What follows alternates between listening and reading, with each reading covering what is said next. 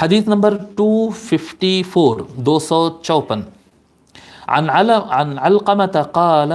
عبد الله بن مسعود، حضرت علقمہ کہتے ہیں کہ عبداللہ ابن مسعود رضی اللہ تعالی عنہ نے فرمایا، الا اصلی بکم صلاۃ رسول اللہ صلی اللہ علیہ وآلہ وسلم،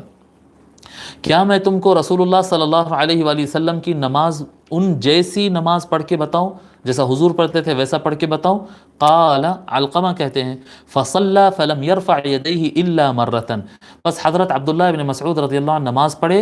اور ایک مرتبہ کے علاوہ دوسری مرتبہ پھر ہاتھ نہیں اٹھائے، یعنی اللہ اکبر کہتے ہوئے ایک مرتبہ ہاتھ اٹھائے اور پھر دوبارہ نہیں اٹھائے۔